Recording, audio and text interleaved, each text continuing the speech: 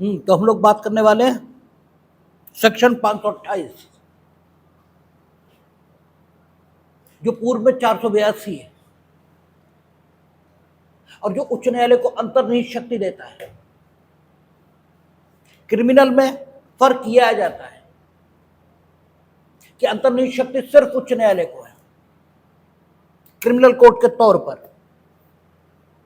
क्योंकि supreme court criminal court है ही नहीं। तो दांडिक मामलों में जो फर्क है वो फर्क सिर्फ इतना है कि यहां उच्च न्यायालय को दंड न्यायालय के तौर पर अंतर्निहित शक्ति मिली है, जबकि सिविल मामलों में देखेंगे क्या वहां सिविल अधिकारिता का प्रयोग करने वाला न्यायालय कितने भी निचले स्तर का हो और कितने भी हायरार्की में उच्च स्तर का हो, सभी को अंतर्निहित शक्ति है। क्योंकि हमने कई बार आपसे कहा कि सिविल में अधिकार देने की बात है, और जब किसी को कुछ देना हो तो अगर गलत को भी मिल जाएगा तो समाज का बहुत नुकसान नहीं होने वाला है। इसलिए वहां अंतर्निहित शक्ति प्रत्येक उस न्यायालय को दी गई है जो सिविल अधिकारिता का प्रयोग करेगा। अंतर्निहित शक्ति होती क्या है, उसके अंतर्गत न्यायालय क्या क्या कर सकता है, ये अलग बातें हुई और इन पर अभी हम चर्चा ही नहीं कर रहे हैं। अभी तो हम सिर्फ इस पर बात कर रहे हैं कि अंतर्निहित शक्ति सिविल में किसको है और क्रिमिनल में किसको है। सिविल में प्रत्येक वो न्यायालय है जो सिविल अधिकारिता का प्रयोग करेगा उसको अंतर्निहित शक्ति प्राप्त रहेगी। कहां? धारा 151 सीपीसी। लेकिन जब दांडिक मामलों की बात चलेगी तो जो अंतर्निहित शक्ति है वो केवल और केवल एक क्रिमिनल कोर्ट को मिली हुई है और वो है उच्च न्यायालय। क्योंकि जब मामला दंड देने का हो तो न तो बहुत रिलैक्सेशन दिखाया जा सकता है और ना ही बहुत कठोरता अपनाई जा सकती है। एक बहुत मैच्योर अप्रोच ये चाहिए, जिसे दंड मिलना चाहिए उसे दंड मिले, क्योंकि दंड एक प्रकार का दायित्व है। दंड खुशी से कोई लेना नहीं चाहता और दंड जिसको दिया जाएगा उसमें भले ही दंड पाने योग्य काम किया हो, फिर भी जब दंड उसे मिलेगा तो उसके मन में समाज के प्रति एक प्रतिहिंसा ये जन्मती जरूर है। तो फिर जो पात्र है जिसे दंड मिलना ही चाहिए उसी को मिले, यही ज्यादा ठीक बात है। गलती से भी ऐसा ना हो कि किसी और को दंड मिल जाए। और साथ ही साथ जिन्हें अभियोजित होना चाहिए अपराध के लिए और जिन्हें जिस प्रकार से अभियोजित होना चाहिए वो तो अभियोजित हों, लेकिन न्यायालयीन प्रक्रिया का दुरुपयोग यह करके कोई जबरदस्ती किसी को परेशान न कर पाए, इसकी व्यवस्था भी होनी चाहिए। लेकिन इन सारी चीजों की व्यवस्था करने का हक जिसे मिलना चाहिए वो बड़ा मैच्योर अप्रोच का होना चाहिए। इसलिए दांडिक मामलों में जो अंतर्निहित शक्ति दी है वो किसे दी? उच्च न्यायालय को। अंतर्निहित शक्ति के अंतर्गत वो क्या क्या कर पाएंगे देखेंगे अभी। लेकिन वहां जो अंतर्निहित शक्ति है वो प्रत्येक न्यायालय जो सिविल अधिकारिता का प्रयोग करेगा, और यहां केवल उच्च न्यायालय बस और कोई नहीं। बाकी जितने न्यायालय हैं जो दांडिक अधिकारिता का प्रयोग करेंगे उन्हें सीआरपीसी या बीएनएसएस इसके प्रोविजन के मुताबिक ही चलना होगा। इसलिए आप में से कोई भी दंड न्यायालय के समक्ष खड़ा होकर न तो नेचुरल जस्टिस की बात करिए न भारत के संविधान की। अक्सर करके आप लोगों में से कई लोग अनुच्छेद 21 और अनुच्छेद 14 और 16 और नेचुरल जस्टिस, ये क्रिमिनल कोर्ट के समक्ष नहीं चलेंगे। क्यों नहीं चलेंगे? इसलिए क्योंकि जो सीआरपीसी और बीएनएसएस है वो इनका ध्यान रखकर बनाई गई है और इनकी जो मर्यादा और सीमा है उसके अंतर्गत ही वो सेक्शन बने हुए। और अगर आपका कहना यह है कि बीएनएसएस या सीआरपीसी के प्रोविजन अकॉर्डिंग टू कॉन्स्टिट्यूशन नहीं है, तो फिर इसके लिए आपको उच्च न्यायालय और उच्चतम न्यायालय जाना चाहिए और वहां इसे अनकॉन्स्टिट्यूशनल आप घोषित करा लें। लेकिन भारत का संविधान, ये नेचुरल जस्टिस, ये सारी चीजें दंड न्यायालय के समक्ष प्रक्रिया के तौर पर इस्तेमाल नहीं होंगी। और यहां अंतर्निहित शक्ति भी केवल और केवल उच्च न्यायालय को है, बस। तो आप इस प्रकार की कोई बात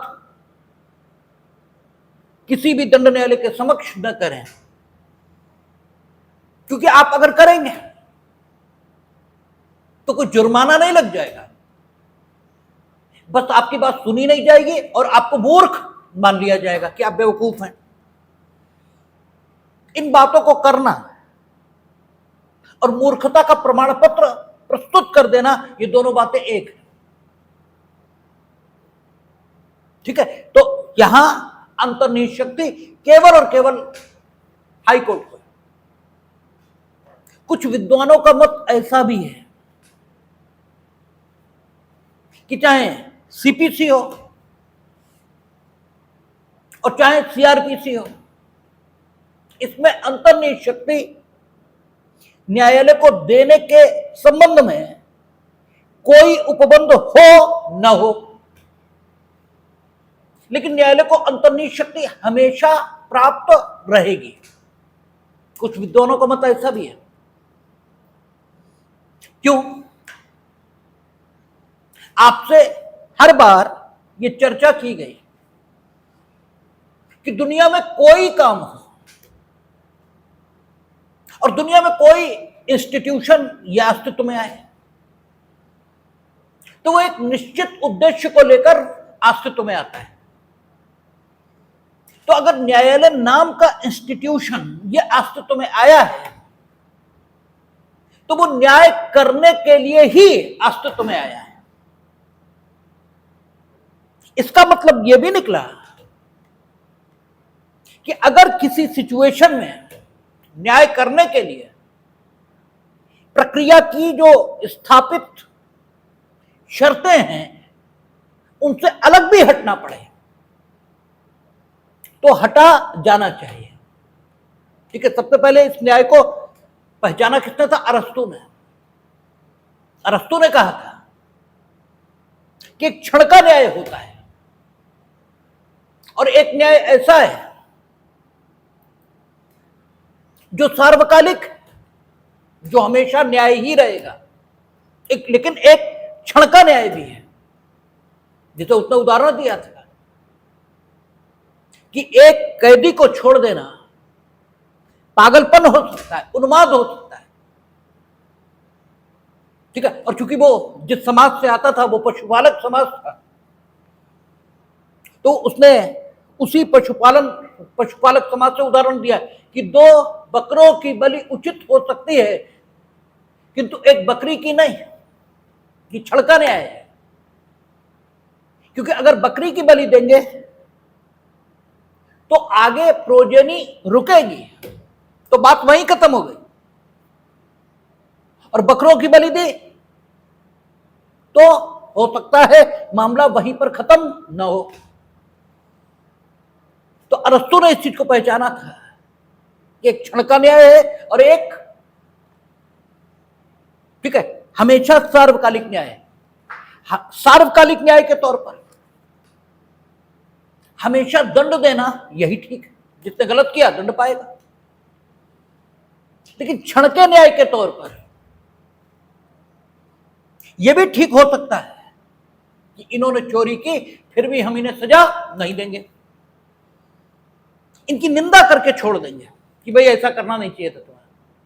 ठीक है, परिस्थिति ऐसी थी, लेकिन फिर भी परिस्थितियां सबके सामने आती, तो हर व्यक्ति चोरी थोड़े करता है। ठीक है, कष्ट सह लेते हैं, लेकिन आपने ऐसा नहीं किया।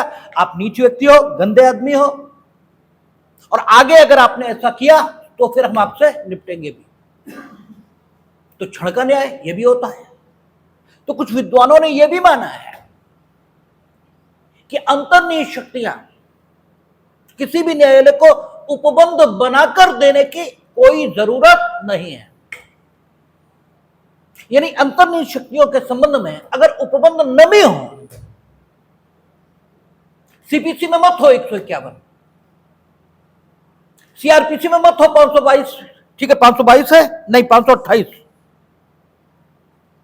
ये 482 मत हो, फिर भी अंतर्निहित शक्ति न्यायालय को रहेगी, क्योंकि न्यायालय का गठन ही उसलिए हुआ।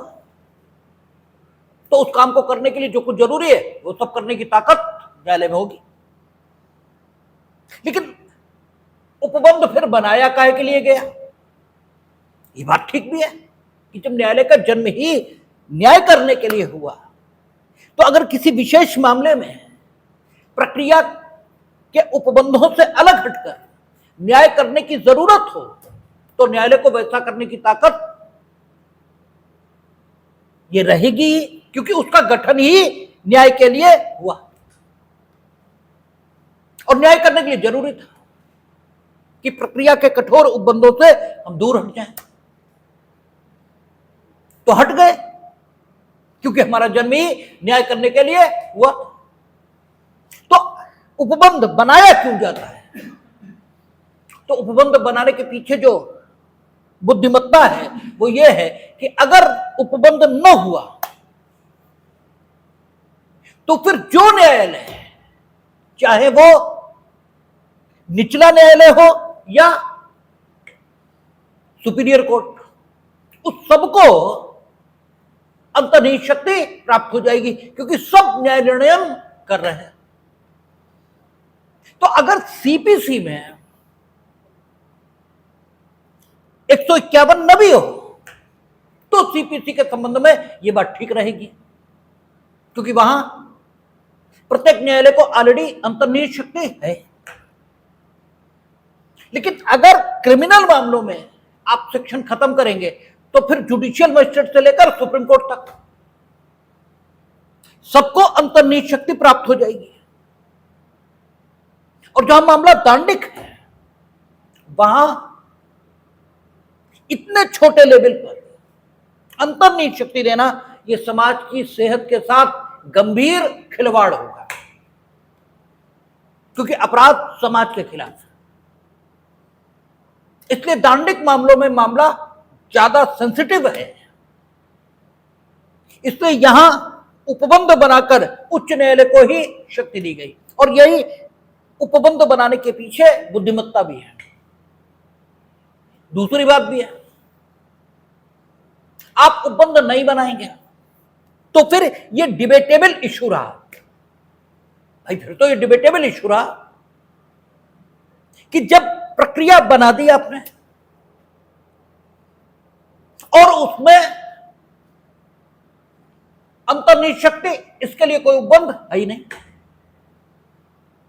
तो यह भी समान शक्ति का तर्क है कि विधायिका, ठीक है, आपका उपेक्षा के साथ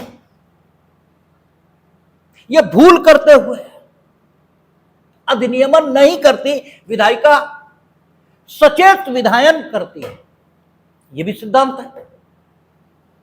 तो विधायिका ने जब प्रक्रिया बनाई और उसमें अंतर्निहित शक्ति नहीं दी, और यह जानते हुए कि हम न्यायालय के लिए प्रक्रिया बना रहे हैं, ठीक है, ये जानते बूझते हैं कि हम न्यायालय के लिए प्रक्रिया बना रहे हैं और न्यायालय को न्याय करने के लिए कई बार प्रक्रिया से अलग हटना भी पड़ेगा, क्योंकि विधायिका सचेतन विधायन करती है ना। तो फिर ये क्यों ना माना जाए कि विधायिका न्यायालय को अंतर्निहित शक्ति नहीं देना चाहती थी, ठीक है, और विधायन के क्षेत्रों में तो विधायिका सर्वोच्च। तो समान शक्ति का तर्क अंतर्निहित शक्ति न्यायालय को है इस बात के विरोध में उपलब्ध है, और इस तर्क के आधार पर यह इशू डिबेटेबल हो जाता है उस दशा में जबकि क्रिमिनल कोर्ट और सिविल कोर्ट के फंक्शन करने के लिए प्रक्रिया बनी हुई हो, ठीक है। यही कारण है कि इस इशू को डिबेट इससे अलग करने के लिए और निश्चितता पूर्वक यह बता देने के लिए कि किस प्रकार के मामलों में किस स्तर के न्यायालयों को अंतर्निहित शक्तियां प्राप्त रहेंगी, इस प्रकार के प्रोविजंस बनाए जाते हैं, जैसा 528 है। और जब संवैधानिक मामलों की सुनवाई होगी तो उच्चतम न्यायालय को 142 उसकी ताकत मिली हुई है, वो भी अंतर्निहित शक्ति का उदाहरण है न्यायालय की। तो 528 उच्च न्यायालय को अंतर्निहित शक्ति दे रहे हैं, जो कि सिविल मामलों में 151 में न्यायालय को प्राप्त रहते। इस शक्ति के उपयोग में न्यायालय क्या क्या कर सकेगा, यह आपका 528 में उन्होंने बताया, और यह कहा इस संहिता की कोई बात उच्च न्यायालय को ऐसे आदेश देने की अंतर्निहित शक्ति को सीमित या प्रभावित करने वाली न समझी जाएगी, जैसी इस संहिता के अधीन किसी आदेश को प्रभावी करने के लिए या किसी न्यायालय की कार्यवाही का दुरुपयोग निवारित करने के लिए या किसी अन्य प्रकार से न्याय के उद्देश्यों की प्राप्ति सुनिश्चित करने के लिए आवश्यक है। 3 बातों के लिए अंतर्निहित शक्ति का उपयोग हो सकता है, यह भी खूब प्री में पूछा जाता है और खूब गलत होता है, क्योंकि 3 उद्देश्य हैं जिनकी प्राप्ति के लिए अंतर्निहित शक्तियों का प्रयोग हो सकता है। पहला, इस संहिता के अधीन दिए गए किसी आदेश को प्रभावी करने के लिए, जैसे संहिता में क्या आदेश दिया गया, अन्वेषण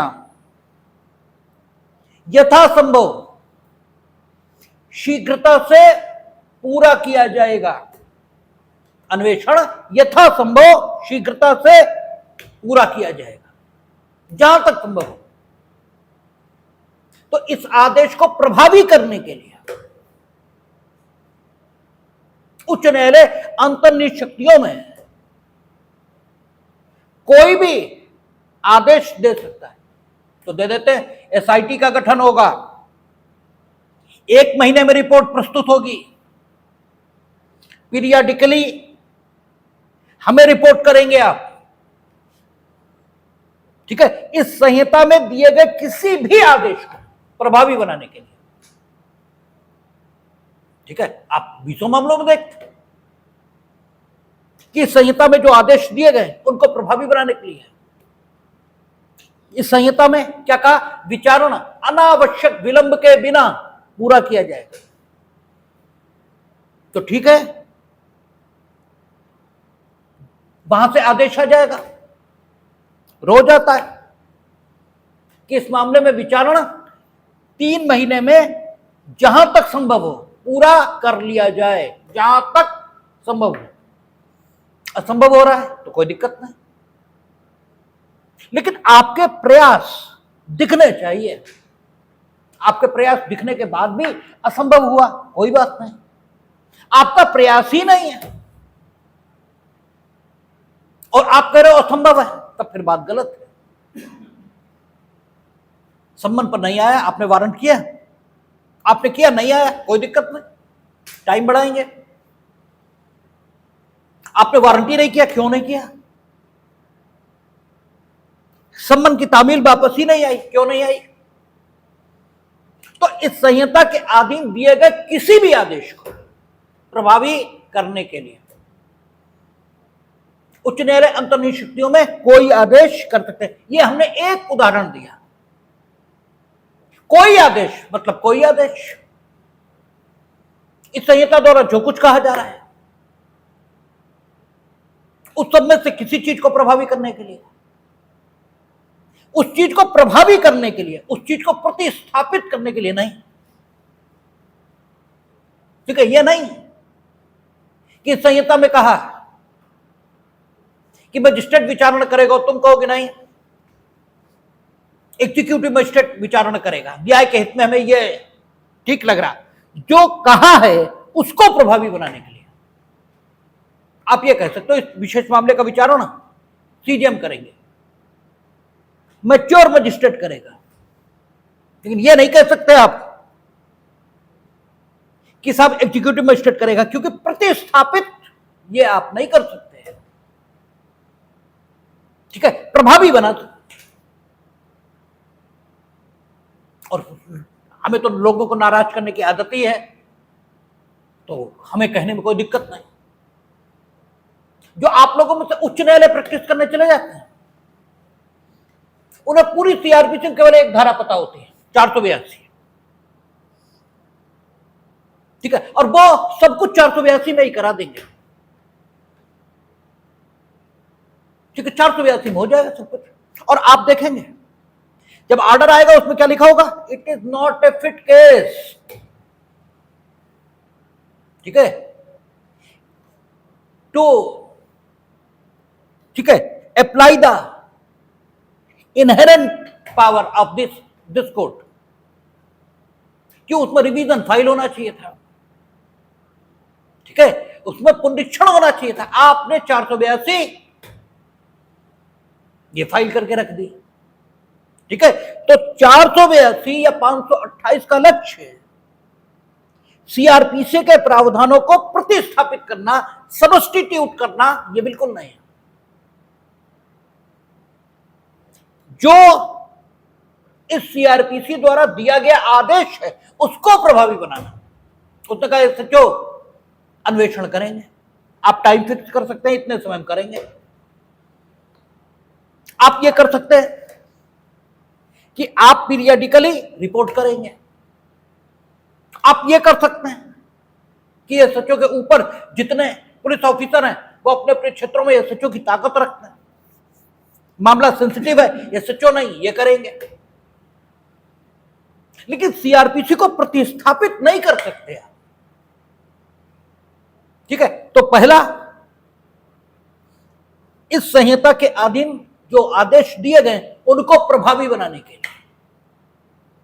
दूसरा, इस संहिता के प्रावधानों का दुरुपयोग उसे निवारित करने के लिए। उपयोग होना चाहिए चीजों का, दुरुपयोग नहीं होना चाहिए। ठीक है, जबकि आप देखें कि चीजों का दुरुपयोग ये अक्सर समाज में शुरू हो जाता है, सारी चीजों का होता है। और दुरुपयोग का मतलब क्या हुआ? आप नीतिपूर्वक दूसरे को नुकसान पहुंचाने के लिए उस चीज का उपयोग कर रहे हैं। तो इससे क्या है कि प्रत्येक व्यक्ति जो ये कहता है कि उसके साथ संज्ञेय अपराध हुआ, ठीक है, उसकी एफआईआर, उसकी प्रथम सूचना रिपोर्ट दर्ज होनी चाहिए। और अन्वेषण यह तय करेगा कि उसकी बात झूठ है या सच। अगर झूठ है तो अंतिम आख्या ये जाएगी, और अगर सच है तो पुलिस रिपोर्ट ये चार्जशीट के फॉर्म में जाएगी। कॉग्निजेंस होगा, विचारण होगा, आदि आदि। अब कहने को यह बात बड़ी सीधी है कि अन्वेषण इससे तय हो जाएगा कि आपने अपराध किया या नहीं, लेकिन अन्वेषण जिसके खिलाफ चल रहा हो उससे पूछो कि कितनी परेशानी होती है। और व्यवहार में हम व्यवहार को ओवरलुक नहीं कर सकते। अपराधी न होते हुए अपने विरुद्ध ठीक अन्वेषण को करा पाना यह कितना कठिन है, ये आपके खिलाफ जब लिख जाए मामला तब पता लगे। दोनों कठिनाइयां आपके साथ लिखे, आपके साथ अपराध हो और दर्ज हो जाए, इसके लिए तो बड़ी बड़ी सिफारिशें चाहिए, उचित धाराओं में दर्ज हो जाए उससे बड़ी सिफारिशें चाहिए, फिर मामला पुलिस रिपोर्ट और चार्जशीट तक पहुंच जाए, इसके लिए बड़ी बड़ी सिफारिशें चाहिए। और जिसे झूठी दर्ज कराना है, हमने आपके खिलाफ सही एफआईआर दर्ज कराई, आपने हमारे खिलाफ झूठी दर्ज करा दी। क्यों? बीएनएसएस कहती है कि अगर कोई कहता है कि उसके साथ कोई अपराध हुआ है तो दर्ज होना चाहिए, विवेचना, अन्वेषण। अब हमने तो सही दर्ज कराई, आप परेशान हो रहे तो होना चाहिए, क्योंकि आप गड़बड़ आदमी, आपने पैसे खर्च किए और हमारे खिलाफ भी लिखा दिया। अब क्योंकि आपने किया भी है और पैसे भी खर्च किए हैं तो आप परेशान नहीं होंगे, हम होंगे अब परेशान। हमें रोज थाने बुलाया जाएगा और मेरे साथ ऐसे व्यवहार किया जाएगा मानो हम छविराम और पोथी के गैंग के आदमी हों। और अंततः ठीक है, हमें घर में ही बैठना पड़ेगा। तो यहां पर क्या है, इस संहिता के प्रावधानों का दुरुपयोग, इसे निवारित करने के लिए कोर्ट क्या करता है, इससे आप हाईकोर्ट गए, उन्हें गिरफ्तारी नहीं होगी, करिए अन्वेषण। कितना करेंगे, करिए, जो मिले बताइए। ठीक है, आपने चार्जशीट फर्जी लगा दी, उन चार्जशीट स्टे नहीं होगा। ठीक है, पहले बताइए इस चार्जशीट के समर्थन में क्या साक्ष्य है, चार्जशीट खंडित हो जाएगी। ठीक है, क्या है, इस संहिता के प्रावधानों का दुरुपयोग, इसे रोकना। नाम नहीं लेंगे और ईश्वर करे उन वकील साहब तक पहुंच जाए मेरी आवाज, कम से कम वो सुनेंगे तो कुछ तो शर्मिंदा होंगे। एक वकील साहब बेचारे जहां जाते हैं, एक तो वो जाते ही प्रशासनिक अधिकारियों क्या हैं, शहर के प्रसिद्ध डॉक्टरों क्या हैं, और जाते ही उनकी बेइज्जती हो जाती है और हर बार वो मुकदमा ले आते हैं और हर बार वो समझौता कर लेते हैं। ठीक है, जाने जिले के सब डॉक्टर और सारे प्रशासनिक अधिकारी उन्हीं को बेइज्जत करने के लिए बैठे रहते हैं, जाने क्या, ये प्रावधानों का दुरुपयोग है। आप प्रावधानों को दुरुपयोग कर रहे हैं।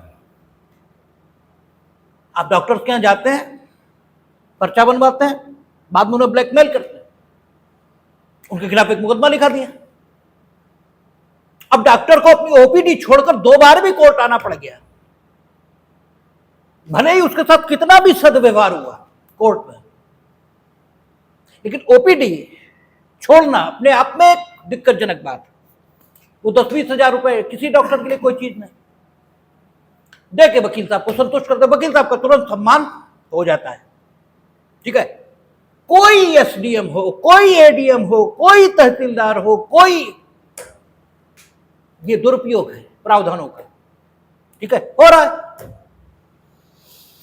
ठीक है, तो ये प्रावधान हम तो चाहते हैं उन तक मेरी बात पहुंचे, सुने तो कम से कम शर्मिंदा तो हो, नाम तो हम नहीं ले रहे। ठीक है, और इतना प्रसिद्ध हैं, एक दिन हम अपनी कोर्ट में बैठे बैठे जैसे हमने ये बात कही, दूसरे वकील साहब बैठे तो उन्होंने फट से नाम ले दिया, बोले नाम क्यों नहीं ले रहे हो, ये सब उन्हें जानते हैं, काम ही यही है, काम ही यही है। ठीक है, तो ये दुरुपयोग है प्रावधानों का। इसको रोकने के लिए भी उच्च न्यायालय के पास अंतर्निहित शक्तियां हैं और ये होनी चाहिए। तो क्या हुआ, दो बातें होंगी। और तीसरा, किसी भी अन्य प्रकार से न्याय के उद्देश्यों की प्राप्ति के लिए। अच्छा, कानून न्याय करने के लिए ही बना है आवश्यक रूप से, और यह माना जाएगा कि कानून के मुताबिक आप चलेंगे तो न्याय ही होगा। इसलिए जहां प्रावधान मौजूद है कानून में, वहां आप कानून के प्रावधान के मुताबिक ही चलेंगे, वहां आप अंतर्निहित शक्ति का उपयोग नहीं करेंगे, ठीक है ना। क्योंकि माना यह जाएगा कि कानून के मुताबिक आप चलेंगे तो न्याय ऑटोमेटिकली होगा। इसीलिए कहा जाता है कि जहां पर प्रोविजन मौजूद है वहां इनहेरेंट पावर का यूज नहीं होगा। ये लिखा नहीं है इसमें, लेकिन ये एक्सप्लेनेशन से आता है। हां, प्रोविजन नहीं है तब न्याय के उद्देश्यों को प्राप्त करने के लिए जो कुछ जरूरी है वो किया जा सकता। इसीलिए आपको बताया जाता है कि ऐसा कोई अपराध जो नॉन कंपाउंडेबल है, आपको पढ़ाया था कि दो प्रकार के अपराध हैं, शमनी है, अशमनी है। शमनी में समझौता हो सकता है, शमनी में नहीं होगा। और शमनी है, इसमें भी दो लिस्ट है। एक न्यायालय की अनुमति से अपराध का शमन हो सकेगा और एक न्यायालय की अनुमति के बिना। और जो बता दिए शमनी, उसके अलावा प्रत्येक अपराध अशमनीय है और उसमें समझौता नहीं होगा, ठीक है। समझौता नहीं होगा ऐसा क्लियरली लिखा भी नहीं, लेकिन अशमनीय अपराध में समझौते के लिए कोई प्रावधान ये भी नहीं। और न्याय ये क्या चाहता है, न्याय का मतलब है जो होना चाहिए वो हो।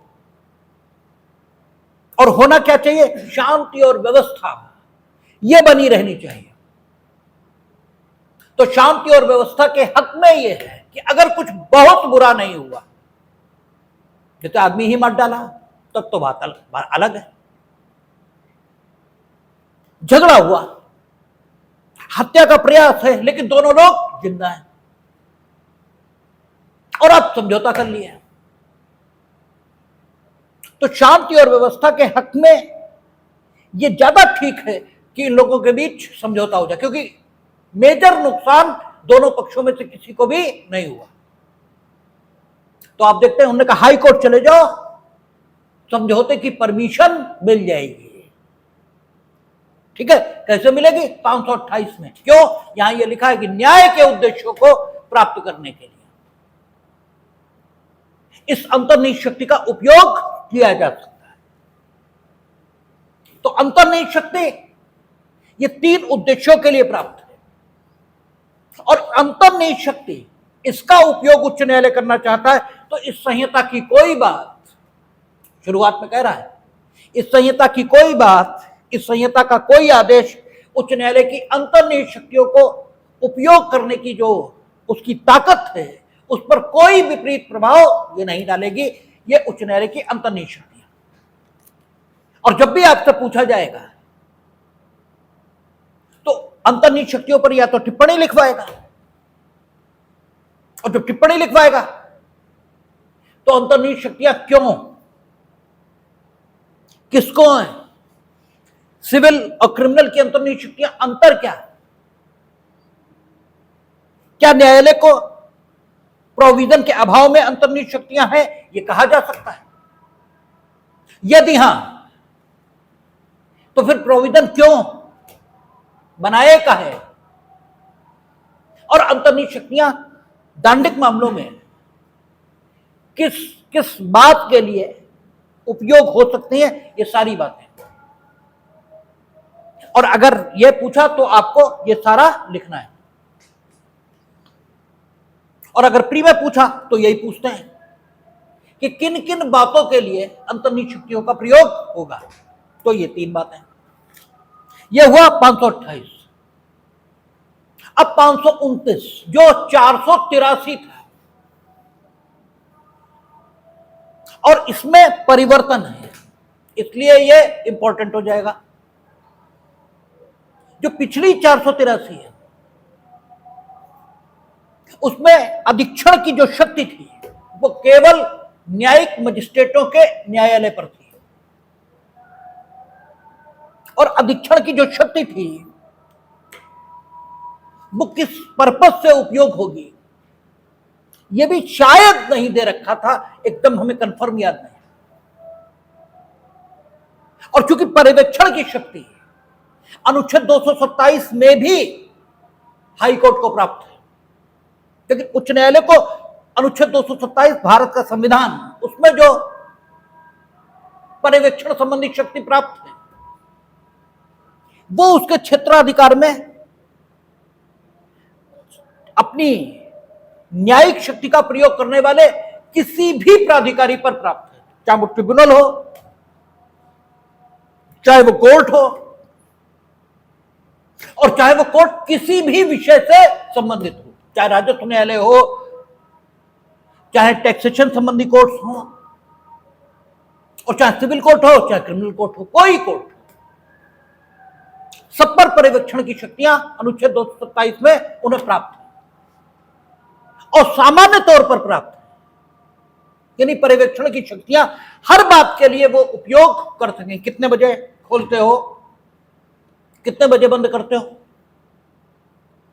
ठीक है, कितने रजिस्टर बना रखे हैं,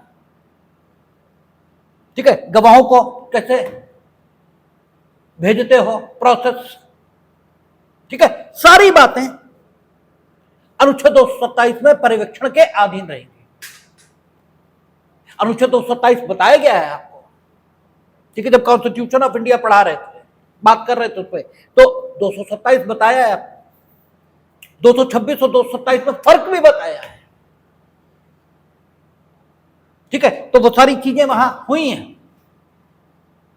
और यहां जो पिछली सीआरपीसी में पर्यवेक्षण की शक्ति थी वो न्यायिक मजिस्ट्रेटों के न्यायालय पर थी, लेकिन अब जो लाए हैं सेशन कोर्ट भी उसमें आ गया, और पर्यवेक्षण की शक्ति का प्रयोग दो मामलों के लिए, ये जिससे ये सुनिश्चित हो जाए कि न्यायाधीशों और मजिस्ट्रेटों द्वारा मामलों का निपटारा शीघ्र, एक बात, और उचित रूप से किया जाता है। दो बातें, खाली शीघ्र नहीं, ठीक है, उचित रूप से भी होना चाहिए। औचित्य की कीमत पर शीघ्रता नहीं होगी, शीघ्रता के साथ औचित्य का विचार यह भी किया जाएगा, ठीक है। अगर औचित्यपूर्ण है मामले को स्थगित करना तो स्थगित किया जाएगा, भले ही मामले का शीघ्रतापूर्ण विचारण हो सके या न हो सके, क्योंकि शीघ्रता का मतलब यह नहीं है कि अनौचित्यपूर्ण तरीके से शीघ्रता की जाएगी। आज ही वकील साहब आए, आप कह रहे नहीं आज ही बहस करो, कैसे कर देगा कोई? तो आप एडजर्न करेंगे, आप ये नहीं कहेंगे कि शीघ्र हमें करना है। क्यों? उच्च न्यायालय हम पर सुपरविजन की शक्तियां प्रयोग कर रहा है, क्योंकि वहां कहा शीघ्र और उचित रूप से, दोनों बातें कही हैं। इसे खाली एक बात को ध्यान में नहीं लेना है। और जो अधीक्षण की शक्ति है किस पे आ गई? कहता प्रत्येक उच्च न्यायालय अपने अधीनस्थ सेशन न्यायालयों, अब सेशन न्यायालय नया आ गया, और न्यायिक मजिस्ट्रेटों के न्यायालयों पर अपने अधीक्षण का प्रयोग इस प्रकार करेगा जिससे यह सुनिश्चित हो जाए कि ऐसे न्यायाधीशों और मजिस्ट्रेटों द्वारा मामलों का निपटारा शीघ्र और उचित रूप से किया जाता है। इसका मतलब यह हो गया कि हाई कोर्ट अपनी जो सुपरवाइजरी ताकत है उसे सेशन कोर्ट और जुडिशियल मजिस्ट्रेट के न्यायालयों पर इस प्रकार प्रयोग करे कि उसका परिणाम यह हो कि उससे यह सुनिश्चित हो कि मामलों का शीघ्र और उचित रूप से निपटारा हो। इसके लिए वो करते क्या है? आप कचहरी में जाएंगे तो नक्शे जाते हैं हर महीने, ठीक है, क्या करते हैं वो कोटा देते हैं कि मिनिमम 4 केस आप महीने में डिसाइड करेंगे, ठीक है ना। नक्शा भेजेंगे, कितने डिसाइड किए, कितने ओल्डेस्ट चल रहा है आपके यहां, ठीक है, यानी 20 साल 25 साल कितना हो गया। आप देखेंगे आजकल बड़ा तेजी है कि उन्होंने कहा 87 का मुकदमा चल रहा था, अखबारों में खूब पढ़ते हैं, ठीक है, 87 का डिसाइड हुआ और 40 साल बाद डिसाइड हुआ, तो अभी क्यों डिसाइड होना शुरू हुआ? क्योंकि अब बीएनएसएस आ गई है और वो कह रही है कि आप अपनी अधीक्षण की शक्तियों का प्रयोग इस प्रकार करेंगे जिससे यह सुनिश्चित हो, अधीक्षण की शक्ति के प्रयोग का तरीका आप ही को डिसाइड करना है, लेकिन अधीक्षण की शक्ति के प्रयोग का तरीका आप डिसाइड तो करेंगे, लेकिन उसका उद्देश्य हमने डिसाइड कर दिया कि उद्देश्य क्या होगा कि मामलों का शीघ्र और उचित निस्तारण यह संभव हो। तो इसके लिए आप रिपोर्ट्स मांगिए, आप पूछिए भाई कितना डिसाइड किया, क्यों डिसाइड किया, क्यों नहीं हो रहा डिसाइड, ठीक है, तो इसका प्रभाव आपको कोर्ट्स में दिखाई भी देगा, ठीक है। तो 483 या 529, अब सेकंड लास्ट सेक्शन 530, ये नया ही आया, कोई इलेक्ट्रॉनिक पद्धति इसका कुछ था ही नहीं। कहता है इलेक्ट्रॉनिक पद्धति में विचारण और कार्यवाहियों का किया जाना, इस संहिता के अधीन सभी विचारण, जांच और कार्यवाहियां जिसके अंतर्गत सम्मन और वारंट को जारी करना, तामील करना, निष्पादन करना, शिकायतकर्ता और साक्षियों की परीक्षा, जांच और विचारणों में साक्ष्य अभिलिखित करना और सभी अपीलीय कार्यवाहियां या कोई अन्य कार्यवाही इलेक्ट्रॉनिक संसूचना के उपयोग या श्रव्य दृश्य इलेक्ट्रॉनिक साधनों के उपयोग द्वारा इलेक्ट्रॉनिक पद्धति में की जा सकेगी, की जाएगी ये नहीं लिखा है, लेकिन ये सारे काम की जा सकेगी। अब आप देखें व्हाट्सएप से संबंध जाता है हमारे यहाँ को भी जाता है, क्योंकि व्हाट्सएप से संबंध जाता है, व्हाट्सएप से ही तामील हो रही है, ठीक है, वीडियो कॉन्फ्रेंसिंग से गवाही हो रही है, ठीक है, तो और कैसे उसका सारा रिकॉर्ड भी अब अपलोड हो रहा है, ठीक है, अब अपलोड होना शुरू हो गया। अब ये रहेगा कि जो गवाही आज हुई वो एक उस पर स्टोर हो जाएगी। हमने पूछा एक दिन, हमने कहा अच्छा ये बताओ, मान लो जो सारा एक दिन आग लग जाए और सारा रिकॉर्ड जल जाए तो क्या होगा? क्योंकि सीआरपीसी तो कह रही कि अपीलेट कोर्ट, ठीक है, अगर ऐसी सामग्री नहीं पाएगा जिससे यह निष्कर्ष निकाला जा सके कि विचार न्यायालय ने ठीक किया, जैसे विचार न्यायालय ने क्या था कि वो ये देखे कि साक्षी ने न्यायालय में क्या कथन किए और उसने 161 में क्या कथन किए थे, ठीक है, और उन कथनों के आधार पर उसकी वर्तमान बात सच लग रही है या नहीं। तो इसके लिए 161 का कथन होना तो जरूरी है। अपील हुई, आपने यहां से फाइल भेज दी, ठीक है, तब तो चलो ठीक है। अपील हुई, उसके तुरंत फाइल थोड़ी पहुंच जाएगी, फाइल तो यहां, तब तक आग लग गई, अब रिकॉर्ड तो सब जल गया, अब क्या करेंगे, ठीक है। तो कैसे क्या होगा? तो बताया गया कि नहीं, अब एक पोर्टल बना रहे हैं, जितनी गवाही जो कुछ हो रहा है सब उस पर स्टोर कर रहे हैं, ये जल जाए रहेगी, ये भी, ये हार्ड कॉपी है, सॉफ्ट कॉपी में सब रहेगा, ठीक है। तो ये अभी आए कितने दिन हुए, अभी तो आई है, ठीक है, सॉफ्ट कॉपी में सारी चीजें रहेंगी ताकि कहीं कुछ जरूरत ना पड़े। आपने खोला, आपको दिखाई देना शुरू हो गया। तो ये नया सेक्शन लाए हैं 530, इसमें ये सारी कार्यवाहियां इलेक्ट्रॉनिक पद्धति से की जा सकेंगी, इसमें कोई दिक्कत वाली बात नहीं। और अब अंतिम सेक्शन सीआरपीसी का, जिसमें कोई खास बात नहीं है और ये दिया ही जाएगा, बहुत समय लगता है। 531 सेक्शन, और एक एक सेक्शन पर एक एक घंटा लगा है, और कई सेक्शन में तो 2-2 3-3 दिन लग गए। ठीक है, और हां ये भी ठीक है कि एक दिन में कई बार 2-3 सेक्शन, 3 से ज्यादा तो कभी नहीं हो पाया, 3 से ज्यादा तो कभी नहीं हो पाया। तो भी ये तो मान ही लीजिए कि लगभग 400 घंटे तो लग ही गए इसको समाप्त करने में। और 400 घंटे तब जब पहले मिनट से बोलना शुरू किया और अंत तक, और जितना बोले अगर उतना न बोले तो कोई लाभ भी नहीं। बोलने को तो 1 महीने में भी सीआरपीसी खत्म हो जाएगी। और कंप्लेंट क्या बोले? परिवाद। बोले परिवाद क्या? बोले मतलब परिवाद। ठीक है, तो जो है ऐसे तो सीआरपीसी महीने भर में भी खत्म हो जाएगी। कंप्लेंट क्या? परिवाद। परिवाद क्या? कंप्लेंट। और फिर पूछ दिया आपने, अरे मतलब बताओ तो परिवाद क्या? अरे मतलब परिवाद मतलब परिवाद।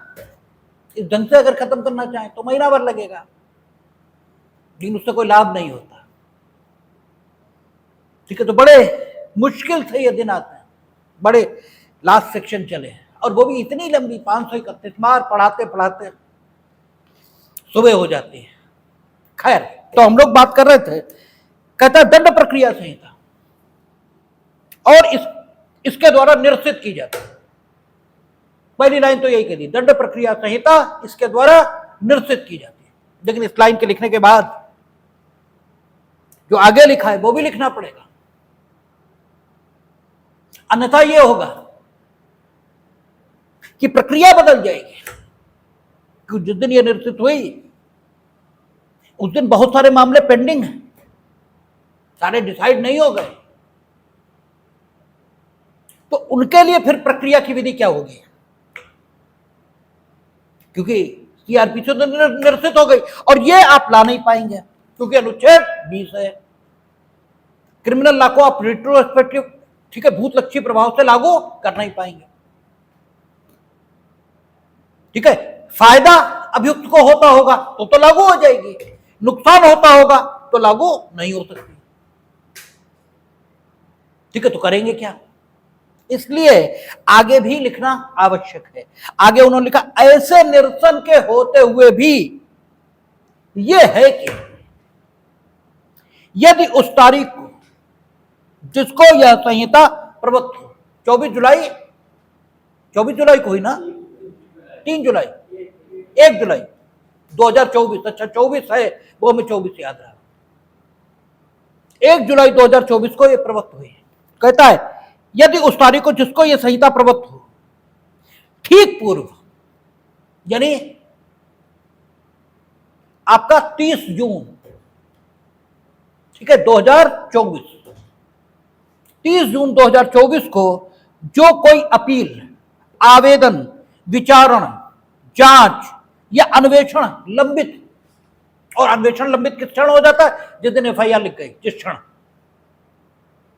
यानी 30 जून रात 11:59 पर भी जो एफआईआर लिखी उसको ये लागू हो रहा है, ये वाला सेक्शन, क्योंकि अन्वेषण लंबित हो गया।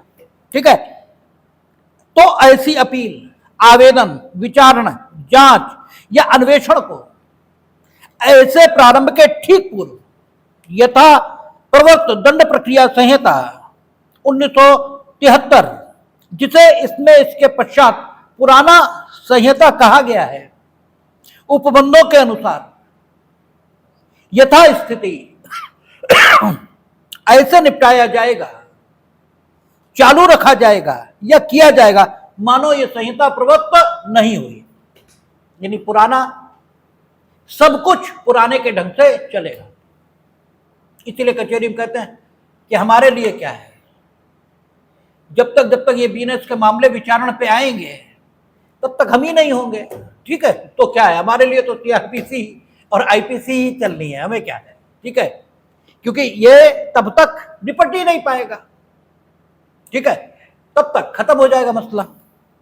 कहता है उक्त संहिता के अधीन, यानी सीआरपीसी के अधीन जितनी सूचनाएं प्रकाशित हुई, जो कुछ हुआ, कहता है उक्त संहिता के अधीन प्रकाशित सभी अधिसूचनाएं, जारी की गई सभी उद्घोषणाएं, प्रभुत्व सभी शक्तियां, नियमों द्वारा उपबंधित प्रारूप यानी सेकंड शेड्यूल में जो प्रारूप हैं, परिनिश्चित सभी स्थानीय अधिकारिताएं, दिए गए दंडादेश, दिए गए सभी आदेश, नियम और ऐसी नियुक्तियां जो विशेष मजिस्ट्रेटों के रूप में नियुक्तियां नहीं है और जो इस संहिता के प्रारंभ के तुरंत पूर्व प्रवर्तन में है, क्रमशः इस संहिता के तत्स्थानीय उपबंधों के अनुसार प्रकाशित अधिसूचनाएं, जारी की गई उद्घोषणाएं, शक्तियां, विहित प्रारूप, परिनिश्चित स्थानीय अधिकारिताएं, दिए गए दंडादेश और दिए गए आदेश, नियम और नियुक्तियां समझी जाएंगे। ऐसे मान लिया जाएगा सारा कुछ इस संहिता के अधीन हुआ है। और तीसरी बात जो कह रहा है गा खंड में, वो एकदम आसान बात है। क्या होता है? मर्यादा यानी लिमिटेशन किसी भी काम पर उस समय की लागू होती है जिस समय वो काम किया जाता है। यानी आज की तिथि पर किसी काम की बाबत मुकदमा दायर करने के लिए जो लिमिटेशन प्रोवाइड है, वही लिमिटेशन हमें मिलेगी। और वो लिमिटेशन अगर खत्म हो गई तो भले ही कानून को संशोधित करके लिमिटेशन बढ़ा दी जाए, हमें उसका फायदा नहीं मिलेगा। हां, एक बात है कि मुकदमा लाने के लिए 2 साल लिमिटेशन थी और 2 साल लिमिटेशन अभी खत्म नहीं हुई थी और लिमिटेशन 3 साल हो गई। अब हमारे पास भी 3 साल आ गए, ठीक है, लेकिन हमारी लिमिटेशन खत्म हो गई, 2 साल बीत गए और 2 साल 1 मिनट जैसे ही हुए लिमिटेशन बढ़ गई। अब हमें उसका फायदा नहीं मिल सकता, ठीक है ना, क्योंकि लिमिटेशन एक बार खत्म हो गई। यही कह रहा है वो। उक्त संहिता के अधीन, उक्त संहिता यानी सीआरपीसी दी गई किसी मंजूरी या सम्मति के बारे में जिसके अनुसरण में उस संहिता के अधीन कोई कार्यवाही प्रारंभ न की गई हो, यह समझा जाएगा कि वह इस संहिता के तत्स्थानीय उपबंधों के अधीन दी गई है और ऐसी मंजूरी या सम्मति के अनुसरण में इस संहिता के अधीन कार्यवाहियां की जा सकेंगी। अच्छा, जो अभी हमने बोला वो सबसेक्शन 3 में है, इसमें नहीं है। यानी उस संहिता के अधीन मंजूरी दी गई थी। 30 जून, ठीक है, 2024 की रात 12 बजे, रात 11:59 पर एक मंजूरी दी गई। तो किसमें दी जाएगी? सीआरपीसी पुरानी वाली में। लेकिन उस मंजूरी के अधीन अभियोजन कब चलेगा? बीएनएस में। वो सॉरी, जब उस मंजूरी के अधीन अभियोजन संस्थित होगा तो चलेगा तो वो बीएनएसएस के मुताबिक, वो चलेगा तो सीआरपीसी के मुताबिक, लेकिन ऊपर के प्रभाव से चलेगा तो सीआरपीसी के मुताबिक, लेकिन बीएनएसएस अस्तित्व में आ चुकी है, ठीक है, तो दोबारा मंजूरी लेने की जरूरत नहीं है, वही मंजूरी काम करती रहेगी और ये मान लिया जाएगा बीएनएसएस के अधीन भी मंजूरी मिली है उस काम के लिए, ठीक है ना। इसे लिखने की कोई जरूरत नहीं थी, ऊपर आ चुकी है बात, लेकिन फिर भी उन्होंने स्पष्ट करने के लिए लिख दिया, कोई दिक्कत नहीं। आगे कहता है सबसेक्शन 3, जहां उक्त संहिता के अधीन किसी आवेदन या अन्य कार्यवाही के लिए विहित अवधि, वही बात आ गई, विहित अवधि इस संहिता के प्रारंभ पर या उसके पूर्व समाप्त हो गई थी, चल रही थी तब बात अलग है, इस संहिता के प्रारंभ के समय या उससे पूर्व ही समाप्त हो चुकी थी, ठीक है, वहां इस संहिता की किसी बात का यह अर्थ नहीं लगाया जाएगा कि वह इस संहिता के अधीन ऐसे आवेदन के किए जाने या कार्यवाही के प्रारंभ किए जाने के लिए केवल इस कारण समर्थ करती है कि उसके लिए इस संहिता द्वारा दीर्घतर अवधि विनिर्दिष्ट की गई है या इस संहिता में समय बढ़ाने के लिए उपबंध किया गया। केवल इसी कारण से ऐसा नहीं मान लिया जाएगा। ये आपको बताया जा चुका कि अगर सीमा बची हुई है और अवधि बढ़ने की बात आ गई तब तो बड़ी अवधि मिल जाएगी, लेकिन अवधि समाप्त हो गई और फिर कानून में संशोधन हुआ जैसे इस संहिता में हुआ, और अवधि बढ़ा दी गई है, तो आपको उसका कोई लाभ नहीं मिलेगा, आपके लिए अवधि समाप्त हो गई। ये सीआरपीसी या बीएनएसएस समाप्त हो गई। बाकी फर्स्ट शेड्यूल है, इसमें 2 शेड्यूल हैं, फर्स्ट और सेकंड। तो फर्स्ट में कौन अपराध किसके द्वारा विचारणीय ये दिया गया, और सेकंड में प्रारूप दिए गए, ये आपको मालूम है। ये समाप्त। और अब हम लोग इसका सोमवार को बात करेंगे हम लोग, क्योंकि अब 3-4 दिन शाम का क्लास नहीं करेंगे, और सोमवार से आईपीसी या बीएनएस ये शुरू करेंगे, ठीक है। क्योंकि अगर सीपीसी शुरू की तो फिर बोरिंग शुरू हो जाएगा, और फिर आपका मन थोड़ा वैसा होने लगेगा, जैसे थोड़ा रोचक हो जाए। बीएनएस भी खत्म तो करनी ही है, सोमवार से बीएनएस रहेगी, देखिए।